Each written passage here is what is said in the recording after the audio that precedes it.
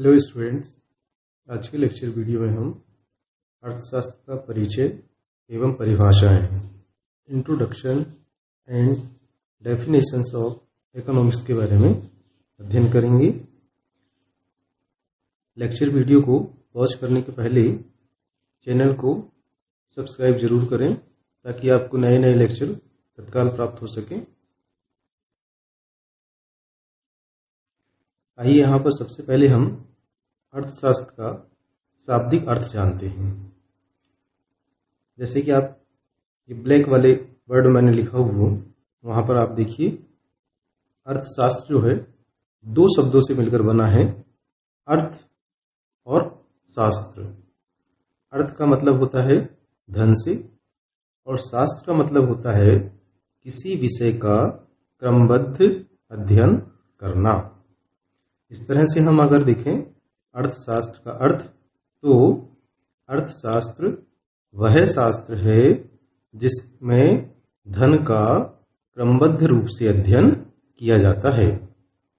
ये शाब्दिक अर्थ में हुआ। एक दूसरा अर्थ इसका यह भी लगाया जाता है कि जो इकोनॉमिक्स है वह दो शब्दों से मिलकर बना हुआ है, इकोनॉमी प्लस ICX। यहां पर हमने ICE लिखा हुआ है, ये मिसप्रिंट है, इसको आप ICX लिखेंगे। तो इकोनॉमिक्स जो है दो शब्दों से मिलकर बना हुआ है, economy plus ICS X। Economy का मतलब होता है मितव्ययिता। मितव्ययिता का मतलब है कि हम हमारे संसाधनों को सोच समझकर खर्च करते हैं, अनावश्यक खर्च नहीं करते हैं, वह कहलाता है क्या? मितव्ययिता। और ICS X जिस भी सब्जेक्ट में या जिस भी शब्द में X जुड़ा हुआ होता है, X एक प्रत्यय है, X ये प्रत्यय जिस भी शब्द में जुड़ा हुआ होता है उस शब्द की विज्ञान होने की प्रवृत्ति होती है। जैसे फिजिक्स, उसमें भी ICX जुड़ा हुआ होता है, मैथमेटिक्स, इकोनॉमिक्स। इस तरह से जिन भी सब्जेक्ट में ICS सफिक्स जो है प्रत्यय जुड़ा हुआ होता है उसकी प्रकृति जो है विज्ञान होने की होती है। इस तरह से हम देखें तो इकोनॉमिक्स भी जो है, इकोनॉमिक्स में भी ICS प्रत्यय जुड़ा हुआ है, इसलिए इकोनॉमिक्स भी विज्ञान होने की प्रकृति रखता है। यानी इसमें भी इकोनॉमिक्स को भी हम विज्ञान कह सकते हैं शाब्दिक अर्थ में। अब जो इकोनॉमिक्स है उस शब्द की उत्पत्ति ग्रीक भाषा के ओई इकोनॉमिकस से हुई है। OECONOMICUS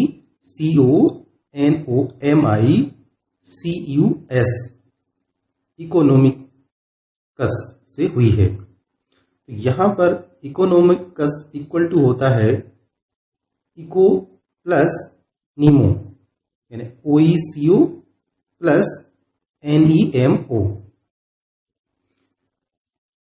यहां पर हम देखें तो OE का मतलब, OECO का मतलब होता है परिवार, हाउस होल्ड, और नीमो का मतलब होता है मैनेज करना। इस तरह से इकोनॉमिकस शब्द का जो शाब्दिक अर्थ है वह है गृह प्रबंध विज्ञान, science of house hold management. तो गृह प्रबंध विज्ञान को राजनीतिक अर्थव्यवस्था का नाम दिया गया था।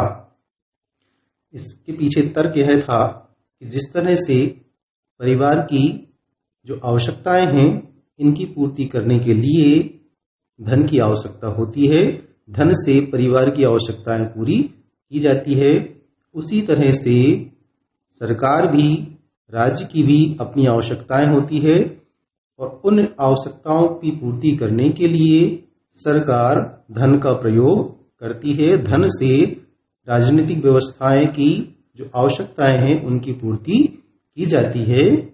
इसके लिए सरकार क्या करती है, जो उस राज्य व्यवस्था के अंतर्गत जितनी जनता होती है या लोग होते हैं उन पर वह टैक्स लगाती है और इस तरह से टैक्स के माध्यम से आय एकत्रित करती है और उस आय को उस राजनीतिक व्यवस्था के अंतर्गत निवास करने वाले लोगों के बीच में पुनः उस आय को खर्च करती है। इस तरह से हम देखें तो इकोनॉमी का शब्द का एक शाब्दिक अर्थ बनता है क्या, गृह प्रबंध विज्ञान, और इसको बाद में नाम दिया गया है क्या, राजनीतिक अर्थव्यवस्था का बाद में इसमें नाम दिया गया।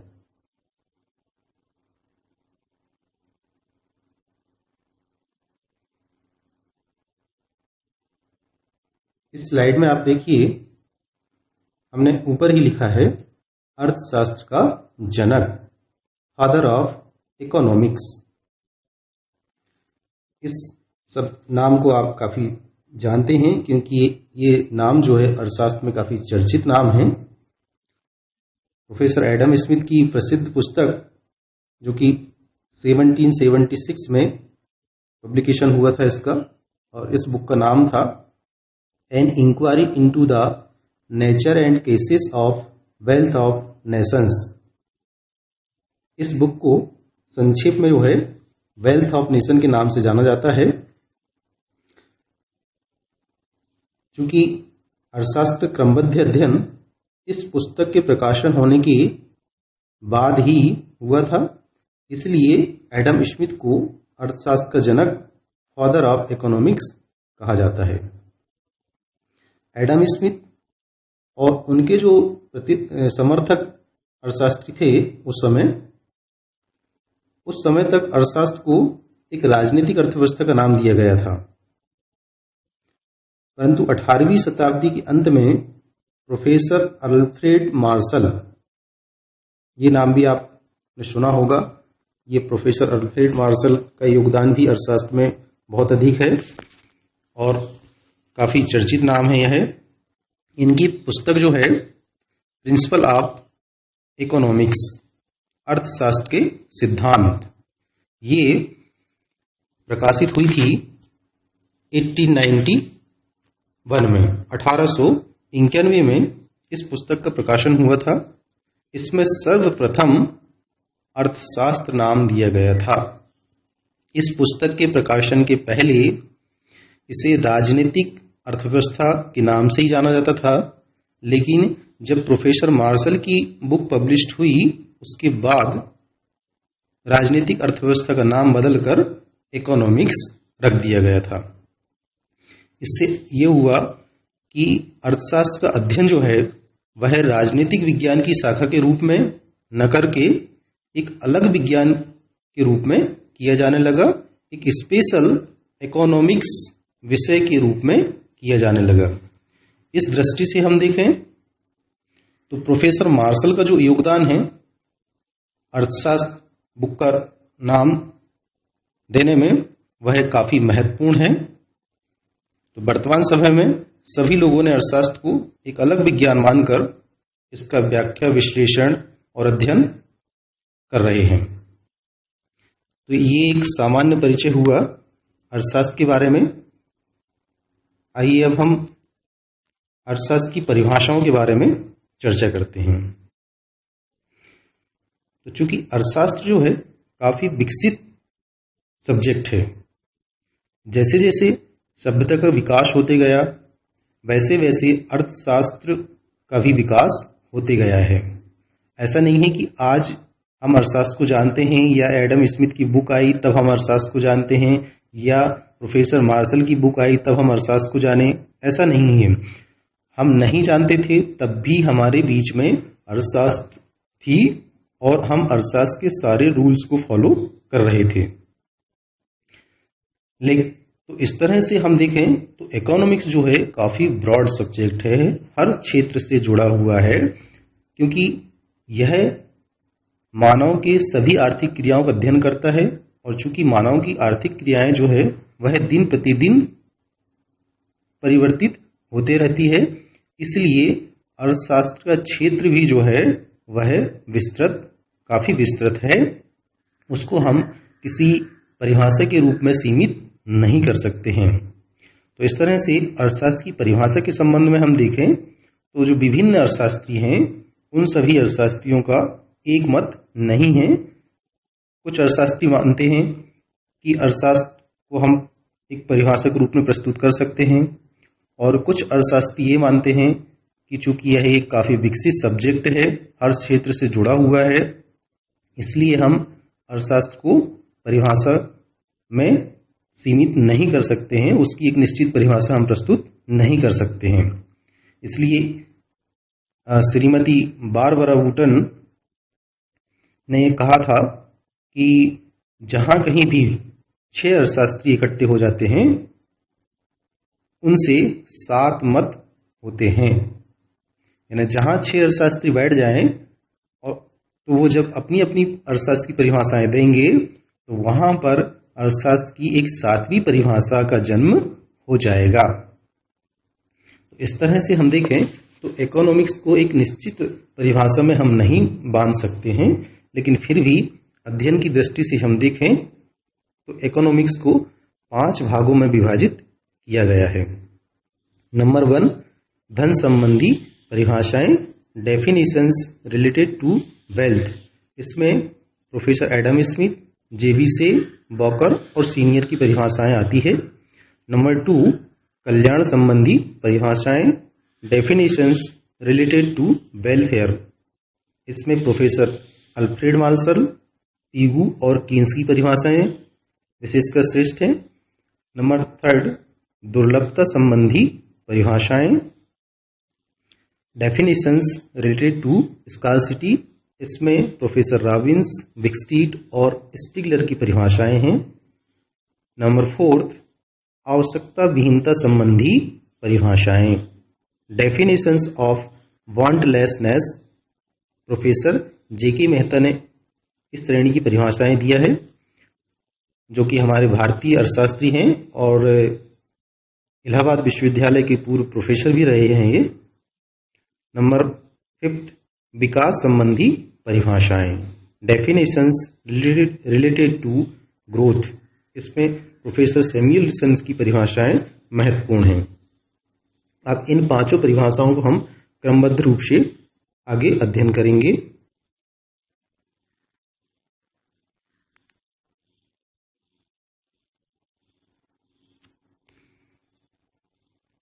नंबर 1, धन संबंधी परिभाषाएं, डेफिनेशंस रिलेटेड टू वेल्थ।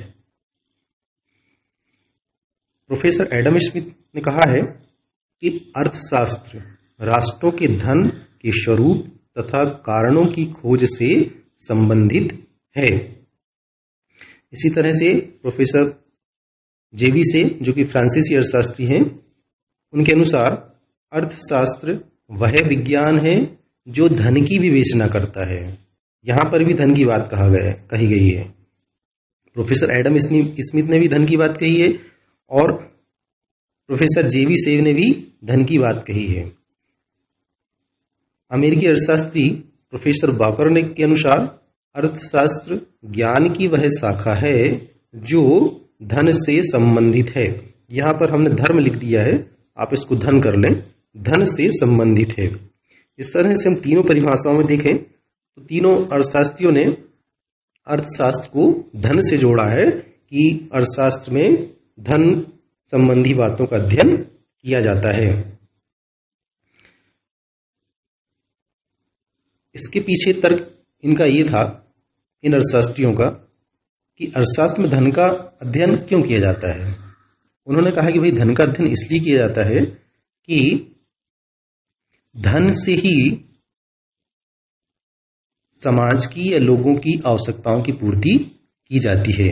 इस तरह से धन कैसे उत्पन्न होता है, कहाँ से प्राप्त किया जाता है, किन किन लोगों से प्राप्त किया जाता है, किन लोगों पर वितरित किया जाएगा, कैसे वितरित किया जाएगा, इन सब बातों का अध्ययन अर्थशास्त्र में करते हैं। अर्थात इन अर्थशास्त्रियों ने ये माना है कि अर्थशास्त्र में धन संबंधी बातों का अध्ययन किया जाता है। अभी हमने जो धन संबंधी परिभाषा पढ़ा, इन परिभाषाओं की विशेषताएं देखते हैं कि इन परिभाषाओं की क्या क्या विशेषताएं मुख्य हैं।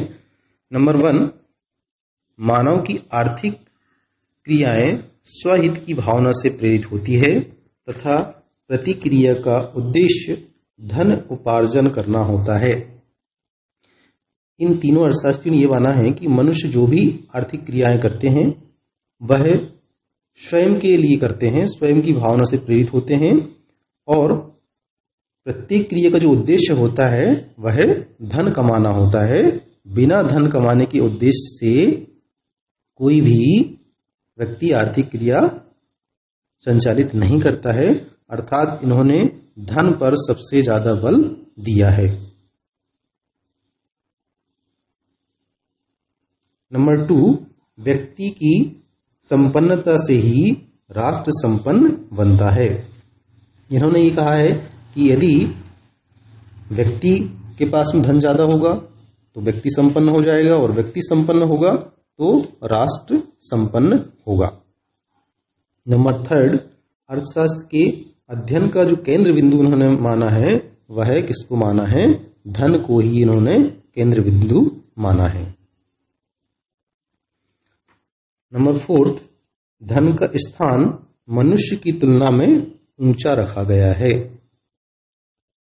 ये जो धन संबंधी परिभाषा जिन अर्थशास्त्रियों ने दिया है, एडम स्मिथ, और ये भी आपने देखा ना यहाँ पे, एडम स्मिथ, जेवीसे और बॉकर, इन्होंने मनुष्य की तुलना में धन को सबसे ऊंचा स्थान दिया है। नंबर 4, सभी सुखों का एकमात्र आधार धन माना गया है। इन्होंने ये कहा है कि भाई अगर लोगों के पास में धन एकत्रित हो जाए तो धन से ही सभी सुख की प्राप्ति की जा सकती है। तो इस तरह से इन परिभाषाओं की ये विशेषताएं थी।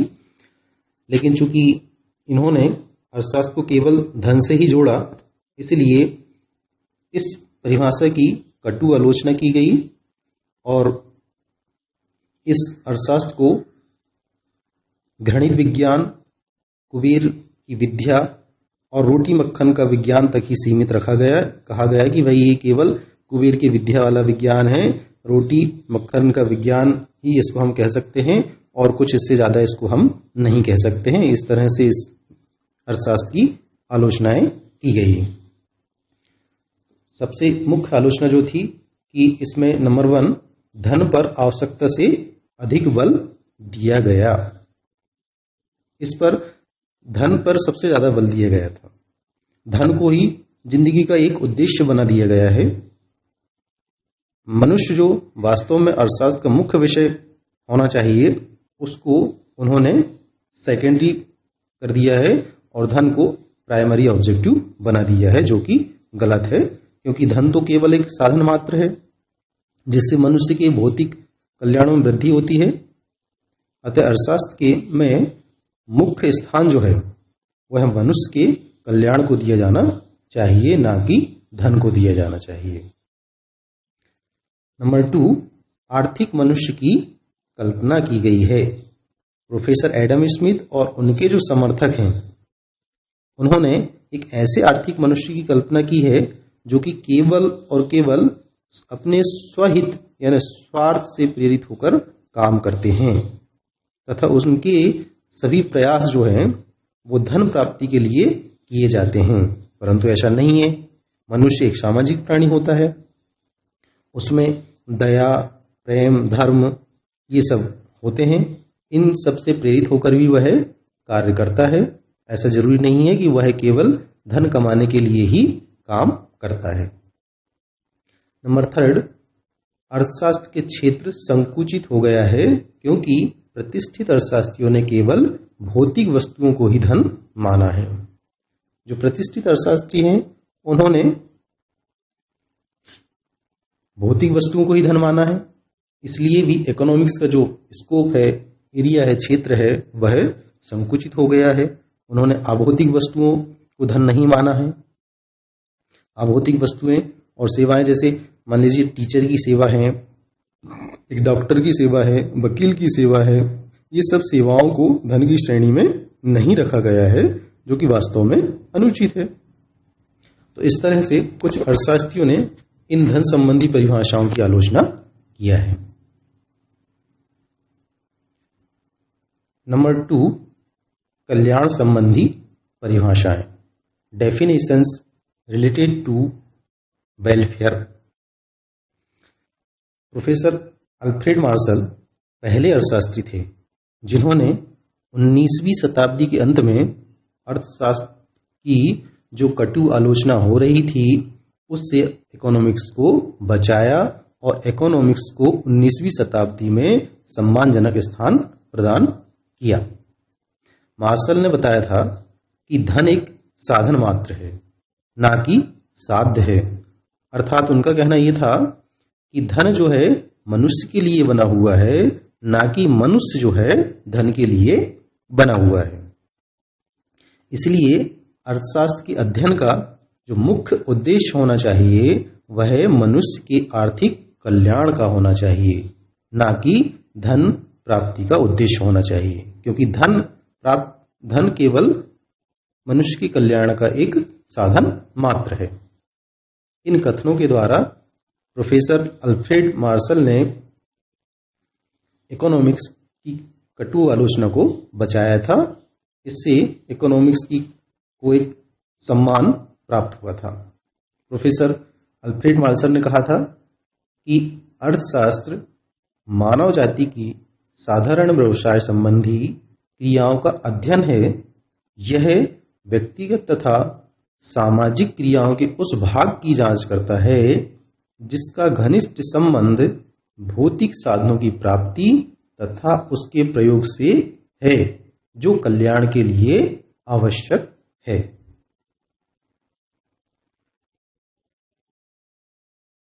जो कि प्रोफेसर मार्शल ने जो परिभाषा दिया है उस परिभाषा की मुख्य विशेषताओं की हम बात करते हैं। इसमें प्रोफेसर मार्शल पहले अर्थशास्त्री थे जिन्होंने जो राजनीतिक अर्थव्यवस्था के नाम से अर्थशास्त्र को जाना जाता था, उस राजनीतिक अर्थव्यवस्था को अर्थशास्त्र का नाम दिया। पहली बार ये हुआ। नंबर 2 ये है कि इसमें प्रोफेसर मार्शल ने ये कहा कि अर्थशास्त्र में मानव का अध्ययन किया जाता है, ना कि धन का। उन्होंने मानव कल्याण को सबसे ज्यादा महत्व दिया, ना कि धन को महत्व। उन्होंने ये बताया कि धन जो है मनुष्य के कल्याण का एक साधन मात्र है। इसलिए अर्थशास्त्र का जो अध्ययन का केंद्र बिंदु है वह कौन है? मानव है। नंबर 3, सामाजिक, वास्तविक एवं सामान्य मानव का अध्ययन। प्रोफेसर मार्शल ने कहा कि इकोनॉमिक्स में हम जो सामान्य श्रेणी के लोग हैं, मानव हैं, जो कि वास्तविक रूप से समाज में रहते हैं, उसका हम इसमें अध्ययन करते हैं। इसमें हम ऐसे लोगों का अध्ययन नहीं करते हैं जो कि काल्पनिक है या जो कि समाज में नहीं रहते हैं, जंगल में रहते हैं, साधु संत हैं और जो कि आर्थिक क्रियाएं जो कि एक सामान्य मानव करता है उस तरह की आर्थिक क्रियाएं नहीं करते हैं, उसका अध्ययन हम इसमें नहीं करते हैं। जैसे कोई साधु सन्यासी है, कोई क्रूसो है जो कि जंगल में निवास कर रहे हैं, उनका अध्ययन हम इसमें नहीं करते हैं। हम एक सामान्य व्यक्ति का अध्ययन हम करते हैं जो असामान्य श्रेणी के व्यक्ति हैं, जैसे दिवालिया है, पागल हो गया है कोई व्यक्ति, उसका अध्ययन हम इकोनॉमिक्स में नहीं करते हैं। 4th विशेषता यह है कि साधारण व्यवसाय संबंधी क्रियाओं का अध्ययन किया जाता है। प्रोफेसर मार्शल के अनुसार अर्थशास्त्र में मानव जीवन के साधारण व्यवसाय संबंधी क्रियाओं का अध्ययन किया जाता है। ये उन्होंने कहा है कि जीवन के जो साधारण व्यवसाय संबंधी क्रियाएं हैं, जैसे मान लो मनुष्य की जो भी आर्थिक क्रियाएं हैं जिन्हें लोग अपने जीवन में सामान्यतः करते हैं अपनी आवश्यकता की पूर्ति करने के लिए, जैसे अपनी आवश्यकता की पूर्ति करने के लिए वह किस प्रकार धन कमाते हैं तथा उसे किस प्रकार खर्च करते हैं। इस दृष्टि से मनुष्य के जीवन के साधारण व्यवसाय संबंधी कार्यों में धन का उत्पादन करना, उपभोग करना, विनिमय, वितरण, राजस्व आदि क्रियाओं को इन्होंने शामिल किया है। वर्तमान समय में लोगों की आवश्यकताओं को पूरा करने में राज्य की भी महत्वपूर्ण भूमिका है। अतः राज्य किस प्रकार करों के द्वारा आय प्राप्त करता है और उस आय को विभिन्न लोगों के कल्याण के लिए किस प्रकार खर्च करता है, यह सब बातें जो है अर्थशास्त्र के क्षेत्र के अंतर्गत आती है, ऐसा प्रोफेसर मार्शल ने कहा है। इस प्रकार हम देखें तो प्रोफेसर मार्शल के अनुसार उपभोग, उत्पादन, विनिमय, वितरण और राजस्व ये सभी क्रियाएं मनुष्य के साधारण व्यवसाय संबंधी क्रियाओं में आती हैं। नंबर 5, अर्थशास्त्र का उद्देश्य भौतिक कल्याण में वृद्धि करना है। अर्थशास्त्र का जो मुख्य उद्देश्य है प्रोफेसर मार्शल के अनुसार वह क्या है? भौतिक कल्याण में वृद्धि करना है।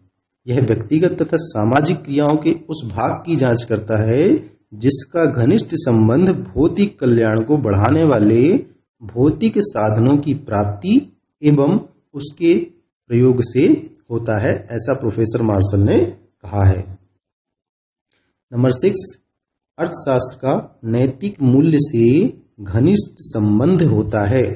प्रोफेसर मार्शल ने यह बताया है कि अर्थशास्त्र का जो उद्देश्य है वह भौतिक कल्याण में वृद्धि करना है और इसका नैतिक मूल्य से घनिष्ठ संबंध होता है, क्योंकि क्या उचित है और क्या अनुचित है, इससे अर्थशास्त्र का घनिष्ठ संबंध होता है।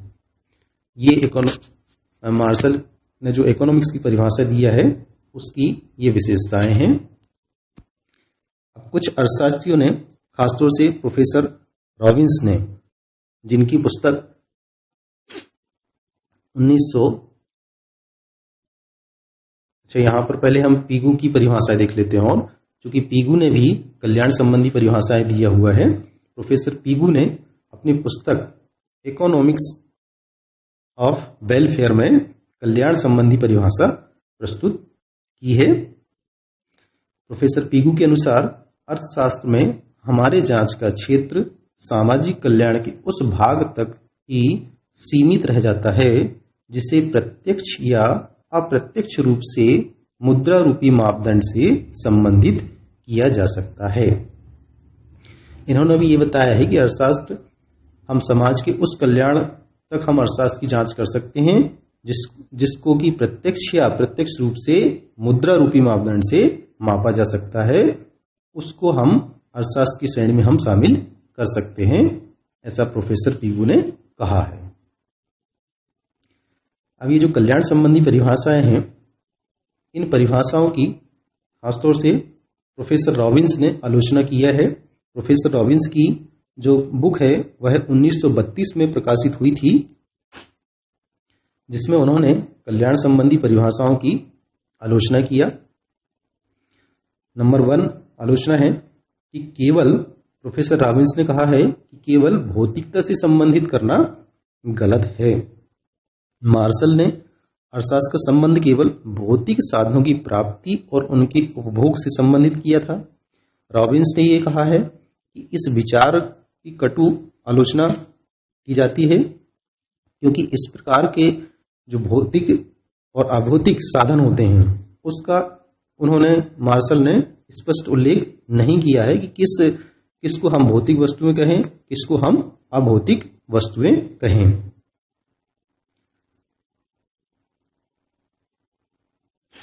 नंबर 2 आलोचना यह है कि मानवीय क्रियाओं का अवैज्ञानिक वर्गीकरण किया गया है। प्रोफेसर रॉबिन्स कहते हैं कि प्रोफेसर मार्शल ने जो मानवीय क्रियाएं कहा है, उन मानवीय क्रियाओं में आर्थिक और अनार्थिक 2 वर्गों में उन क्रियाओं को विभाजित किया गया है। तो किस क्रिया को आर्थिक कहा जाए और मनुष्य की किस क्रिया को अनार्थिक कहा जाए, यह स्पष्ट नहीं किया है, ऐसा प्रोफेसर रॉबिन्स का कहना है। नंबर 3 जीवन की साधारण व्यवसाय का अस्पष्ट अर्थ। प्रोफेसर रॉबिन्स कहते हैं कि लोगों के जो जीवन के साधारण व्यवसाय है उसमें हम किन क्रियाओं को साधारण कहें और किन क्रियाओं को असाधारण कहें। इस तरह से कुछ ऐसी क्रियाएं होती हैं जो कि जैसे मान लीजिए एकाधिकार है, पूर्ण प्रतियोगिता है, ये जो क्रियाएं हैं ये असाधारण क्रियाएं हैं, असाधारण व्यवसाय हैं, क्योंकि ये वास्तविक जगत में नहीं पाई जाती है, फिर भी हम इसका अर्थशास्त्र में अध्ययन करते हैं। तो इस तरह से रॉबिन्स कहते हैं कि भाई जीवन की कौन कौन सी ऐसी व्यवसाय हैं, कौन कौन सी क्रियाएं हैं जिनको हम साधारण व्यवसाय कहें। यह बात मार्शल की जो परिभाषा है उसमें स्पष्ट नहीं हुई है, ऐसा प्रोफेसर रॉबिन्स कहते हैं। नंबर 4, अर्थशास्त्र का कल्याण से संबंध स्थापित करना गलत है। प्रोफेसर रॉबिन्स ने मार्शल के द्वारा दी गई परिभाषा की कटु आलोचना करते हुए कहा है कि भाई अर्थशास्त्र का कल्याण से कोई लेना देना नहीं है, क्योंकि बहुत सी क्रियाएं मानव कल्याण से संबंधित नहीं होती है, जैसे शराब का उत्पादन करना, उपभोग करना, फिर भी उसका अध्ययन अर्थशास्त्र हम करते हैं, क्योंकि ये जो है यह मनुष्य के सापेक्षिक मनोवैज्ञानिक पर डिपेंड करता है कि इस वस्तु के उपभोग करने से व्यक्ति को कितनी उपयोगिता प्राप्त होती है या अनुपयुक्ता प्राप्त होती है। क्योंकि शराबी के लिए शराब तो उपयोगी है, जो शराब नहीं पीता है उसके लिए अनुपयोगी है। इस तरह से अर्थशास्त्र का कल्याण से कोई लेना देना नहीं है, ऐसा प्रोफेसर रॉबिन्स मानते हैं। नंबर 5, अर्थशास्त्र मानवीय विज्ञान है, ना कि केवल सामाजिक विज्ञान। मार्शल के अनुसार अर्थशास्त्र केवल सामाजिक मनुष्यों का अध्ययन करता है, अर्थात जो व्यक्ति समाज से बाहर रहते हैं उनका इसमें अध्ययन नहीं किया जाता है। लेकिन रॉबिन्स ने इसकी आलोचना करते हुए कहा है कि अर्थशास्त्र एक मानव विज्ञान है जो कि समाज में रहने वाले और समाज के बाहर भी रहने वाले व्यक्तियों पर यह लागू होता है, क्योंकि जैसे अर्थशास्त्र के जो नियम हैं, जैसे उपयुक्तता ह्रास नियम, समसीमांत उपयुक्तता नियम, इन नियमों को सभी व्यक्ति समान रूप से फॉलो करते हैं, चाहे वह समाज में रहते हों या समाज के बाहर रहते हों। नंबर 6, अर्थशास्त्र का क्षेत्र सीमित हो जाता है। मार्शल ने जो परिभाषा दिया है उससे अर्थशास्त्र का क्षेत्र काफी सीमित हो जाता है, क्योंकि इस मार्शल ने भौतिक अभौतिक साधनों में विभाजित कर दिया है, साधारण असाधारण व्यवसाय कहा है, आर्थिक अनार्थिक क्रियाएं कहा है। अब ऐसी कई सारी क्रियाएं हैं जो कि आर्थिक नहीं हैं, जिनको मुद्रा रूपी मापदंड से नहीं माप सकते हैं, केवल हम उनका अध्ययन इकोनॉमिक्स में नहीं करते हैं। हम सबका अध्ययन करते हैं जो कि मुद्रा रूपी मापदंड से मापा जाता है और नहीं भी मापा जाता है, अर्थात उस अर्थव्यवस्था का अध्ययन करते हैं जहां मुद्रा प्रणाली प्रचलन में है और जहां पर वस्तु प्रणाली प्रचलन में है, वहां उन सब क्षेत्र का भी हम अर्थशास्त्र में अध्ययन करते हैं। तो इन आधारों पर प्रोफेसर रॉबिन्स ने प्रोफेसर मार्शल की परिभाषा की आलोचना की है। नंबर 3, दुर्लभता संबंधी परिभाषाएं, जो कि प्रोफेसर रॉबिन्स पहले अर्थशास्त्री थे जिन्होंने अर्थशास्त्र को परंपरागत दृष्टिकोण, जो कि धन और कल्याण से संबंधित था, उससे एक नया दृष्टिकोण के रूप में अर्थशास्त्र को प्रस्तुत किया। प्रोफेसर रॉबिन्स ने अपनी पुस्तक an essay on the nature and significance of economic science, इस बुक में उन्होंने अर्थशास्त्र की परिभाषा प्रस्तुत की है। उनके अनुसार अर्थशास्त्र वह विज्ञान है जो मानव व्यवहार का अध्ययन, उद्देश्यों तथा सीमित साधनों जिनके वैकल्पिक प्रयोग होते हैं के परस्पर संबंधों के रूप में करता है। प्रोफेसर रॉबिन्स की परिभाषा की जो मुख्य विशेषता है उसकी हम बात करते हैं। तो इसमें प्रोफेसर रॉबिन्स ने हम देखें तो अपनी परिभाषा के माध्यम से उन्होंने कहा है कि मनुष्य की आवश्यकताएं जो है वह कैसी होती है, सीमित होती है, असीमित होती है। नंबर 1 आप देख रहे हैं, इसमें मनुष्य की आवश्यकताएं असीमित होती है। उनका मानना यह है कि मनुष्य की जो आवश्यकताएं हैं वह अनंत होती है, असीमित होती हैं तथा उन सभी आवश्यकताओं की पूर्ति करने में मनुष्य असमर्थ होता है, क्योंकि उसके पास में साधन जो हैं वह कैसे होते हैं, सीमित होते हैं। और जैसे ही एक आवश्यकता की पूर्ति की जाती है, दूसरी आवश्यकता स्वतः जन्म ले लेती है। इस तरह का एक क्रम जो है वह चलते रहता है। नंबर 2, आवश्यकताओं की संतुष्टि के साधन सीमित हैं। अब चूंकि मनुष्य की आवश्यकताएं तो असीमित है, लेकिन उस असीमित आवश्यकताओं की संतुष्टि करने के जो साधन हैं वह कैसे हैं, असीमित हैं। नंबर 3, सीमित साधनों के वैकल्पिक प्रयोग हो सकते हैं। प्रोफेसर रॉबिन्स ने कहा है कि भाई मनुष्य की आवश्यकताएं अनंत है और उनको पूर्ति करने के साधन जो है सीमित हैं, इसलिए उन साधनों का वैकल्पिक प्रयोग हो सकता है। जैसे मान लीजिए कि एक भूमि का भूखंड है जहां पर गेहूं की खेती की जाती है, तो हो सकता है कि उस भूखंड में जब मनुष्य को आवश्यकता पड़े तो उस भूखंड में वह मकान बना सकता है, फैक्ट्री लगा सकता है, या कोई और अन्य फसल का उत्पादन ही वह कर सकता है। इस तरह से जो सीमित साधन है उनका वैकल्पिक प्रयोग किया जा सकता है। नंबर 4, आवश्यकताओं की तीव्रता या उपयोगिता भिन्न भिन्न होती है। प्रोफेसर रॉबिन्स का कहना है कि मनुष्य की जो आवश्यकताएं होती है उसमें काफी, उनकी तीव्रता में काफी भिन्नता होती है। कुछ आवश्यकताओं की तीव्रता अधिक होती है और कुछ आवश्यकताओं की तीव्रता कम होती है। जिन आवश्यकताओं की तीव्रता अधिक होती है, मनुष्य उन आवश्यकताओं की पूर्ति पहले करता है। तो इस तरह से एक चुनाव की भी समस्या पैदा हो जाती है कि किन आवश्यकताओं की तीव्रता जो है वो है ज्यादा है। जिनकी आवश्यकता की तीव्रता ज्यादा है उनकी पूर्ति पहले की जाएगी। इस तरह से ये कुछ विशेषताएं प्रोफेसर रॉबिन्स की परिभाषाओं की है। अब प्रोफेसर रॉबिन्स की परिभाषा की भी आलोचना हुई है, जैसे कि इसके पहले भी जो अर्थशास्त्री है उन्होंने जो परिभाषाएं दिया है उनकी भी आलोचना हुई थी। इसी तरह से प्रोफेसर रॉबिन्स की परिभाषा की भी कुछ आलोचनाएं हैं। नंबर 1, रॉबिन्स की परिभाषा श्रेणी विभाजक ना होकर विश्लेषणात्मक है। पहली आलोचना यह है, रॉबिन्स ने मानवीय क्रियाओं को भौतिक, अभौतिक, आर्थिक, अनार्थिक, साधारण, असाधारण संबंधी वर्गों में नहीं बांटा है, लेकिन उनके विश्लेषण हेतु वैज्ञानिक दृष्टिकोण प्रदान किया है। रॉबिन्स ने बतलाया है कि अर्थशास्त्र में कुछ विशेष प्रकार की मानवीय क्रियाओं का अध्ययन नहीं किया जाता है, बल्कि प्रत्येक क्रिया जो कि चुनाव से संबंधित हो उन सब क्रियाओं का अध्ययन इसमें हम करते हैं। यहां पर हम रॉबिन्स की विशेषताएं पढ़ रहे हैं, आलोचनाएं नहीं है, ये विशेषताएं आप ध्यान रखिए। नंबर 2,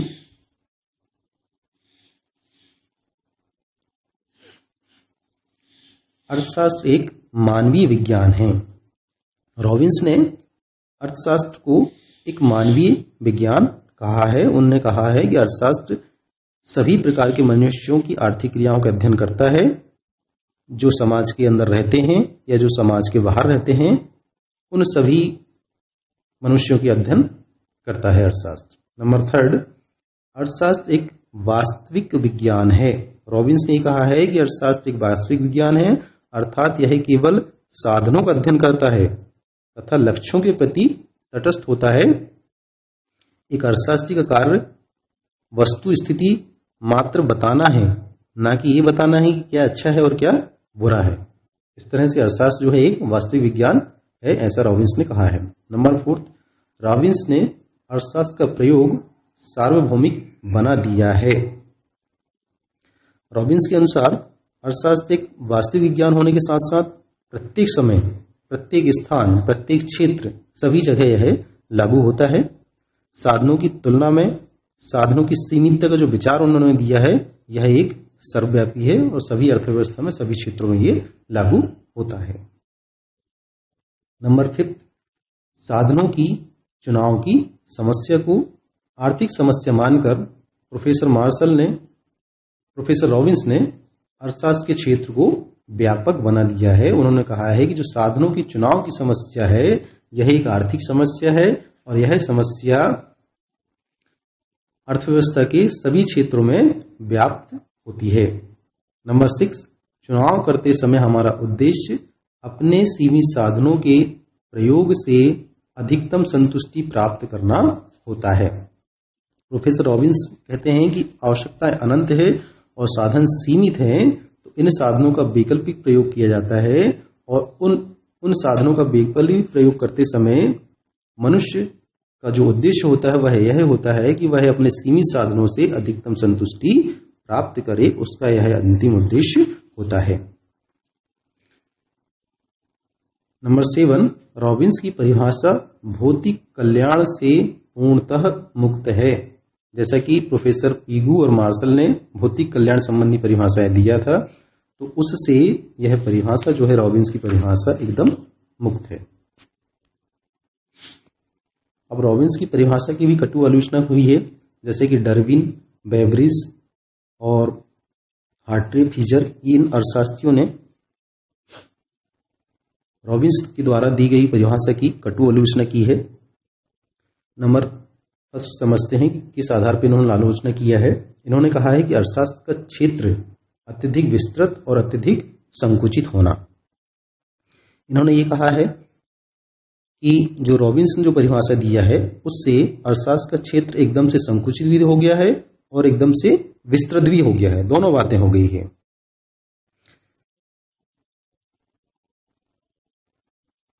नंबर 2, अर्थशास्त्र उद्देश्यों के प्रति तटस्थ नहीं होता। जो आलोचक है उनका ये मानना है कि अर्थशास्त्र केवल तटस्थ उद्देश्यों के बारे में बात नहीं करता है। रॉबिन्स का ये मत था कि अर्थशास्त्र केवल वास्तविक विज्ञान है जो कि सर्वथा दोषपूर्ण है, क्योंकि उस विज्ञान का कोई महत्व नहीं होता जो कि मानव व्यवहार का अध्ययन तो करता है, परंतु मानव की उचित अनुचित निर्णय के बारे में अध्ययन नहीं करता है, तो ऐसा विज्ञान कोई काम का नहीं है। तो उन्होंने कहा है कि अर्थशास्त्र उद्देश्यों के प्रति तटस्थ नहीं होता है, अर्थशास्त्र उद्देश्यों के प्रति तटस्थ नहीं रहता है, वह उद्देश्यों के प्रति आकर्षित रहता है। उद्देश्य आर्थिक क्रियाओं का कोई ना कोई उद्देश्य अवश्य होता है। नंबर 3, साधनों और साध्यों के बीच अंतर स्पष्ट ना होना। जो आलोचक हैं उन्होंने कहा है कि रॉबिन्स ने जो परिभाषा दिया है उसमें साधन और साध्य इन दोनों को स्पष्ट नहीं किया है, क्योंकि जो वर्तमान में साध्य है भविष्य में वह साधन बन जाता है। भाई जो डिग्री अध्ययन काल में किसी विद्यार्थी के लिए साध्य होती है, उसका उद्देश्य होता है कि मुझे वही एमए करना है, ये उसका उद्देश्य है, या मुझे बीए करना है, उद्देश्य होता है, और बाद में वही डिग्री आय प्राप्ति का एक साधन बन जाती है। तो जो आलोचक वर्ग हैं उनका कहना है कि किसको हम साध्य कहें और किसको हम साधन कहें, यह स्पष्ट नहीं किया है रॉबिन्स ने। नंबर 4, अर्थशास्त्र केवल विशुद्ध विज्ञान ही नहीं बल्कि कला भी है।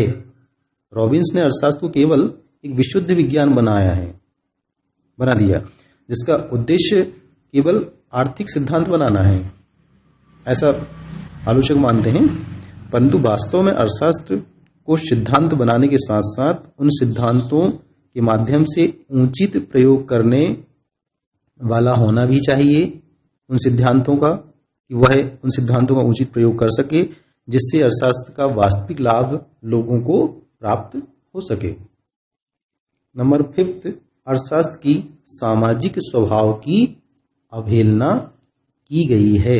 रॉबिन्स के अनुसार समाज के अंदर और समाज के बाहर सभी प्रकार के व्यक्तियों की क्रियाओं का अध्ययन अर्थशास्त्र में किया जाता है।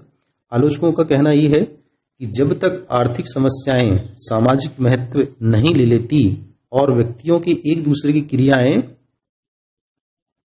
दूसरे समूह की जो क्रियाएं हैं उनको प्रभावित नहीं करती, तब तक उन्हें अर्थशास्त्र की श्रेणी में शामिल नहीं किया जा सकता है। नंबर 6, रॉबिन्स की परिभाषा का स्थैतिक स्वभाव। रॉबिन्स ने जो परिभाषा प्रस्तुत किया है वह स्थैतिक स्वभाव की है। उसमें आर्थिक विकास की समस्या पर विचार नहीं किया गया है। रॉबिन्स ने साध्य तथा साधनों को दिया हुआ मान लिया है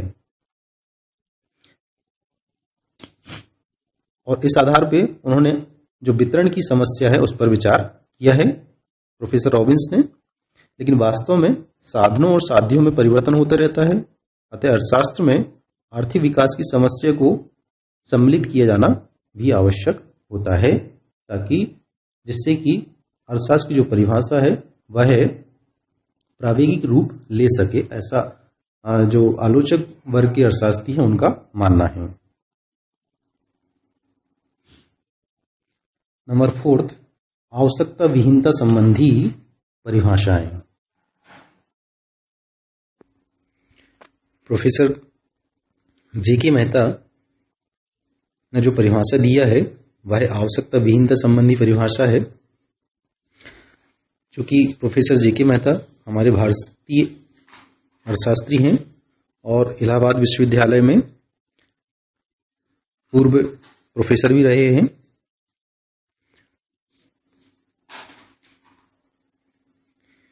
चूंकि ये अर्थशास्त्री भारतीय अर्थशास्त्री हैं, इसलिए इनके विचार कहीं न कहीं भारतीय संस्कृति से ओतप्रोत हैं, भारतीय संस्कृति से जुड़े हुए हैं। इनका विचार ये है कि वास्तविक सुख की प्राप्ति जो है इच्छाओं की अधिकता करने से नहीं है, उनकी संतुष्टि में नहीं है, बल्कि जितनी इच्छाएं हैं उनको कम करने में है। यदि हमारी इच्छाएं अनंत है, इच्छाएं हमारी ज्यादा से ज्यादा बढ़ रही है, तो हम सुख की प्राप्ति तभी कर सकते हैं, संतुष्टि हम तभी प्राप्त कर सकते हैं जबकि हम आवश्यकताओं को कम करें। यदि हम आवश्यकता विहीनता की स्थिति में पहुंच जाते हैं तो हम पूर्ण संतुष्टि को प्राप्त कर लेते हैं। ऐसा प्रोफेसर जीके मेहता का कहना है कि यदि हमें क्योंकि हमारे पास में साधन सीमित हैं और आवश्यकताएं अनंत है, इसलिए सीमित साधनों से अनंत आवश्यकताओं की संतुष्टि नहीं की जा सकती है। इसलिए हमें क्या करना होगा कि संतुष्टि के साथ कष्ट या पीड़ा भी मिलती है। इसलिए हमें ये करना होगा कि हमें हमारी जो आवश्यकताएं हैं उसको हमें कम करना होगा और अंत में हमको आवश्यकता विहीनता की स्थिति को प्राप्त करना होगा, तभी हम पूर्ण संतुष्टि को प्राप्त कर सकते हैं। उन्होंने अर्थशास्त्र की परिभाषा दिया है। अर्थशास्त्र एक विज्ञान है जो मानवीय व्यवहार का अध्ययन एक ऐसे साधन के रूप में करता है जिससे आवश्यकता विहीनता का उद्देश्य प्राप्त हो सके।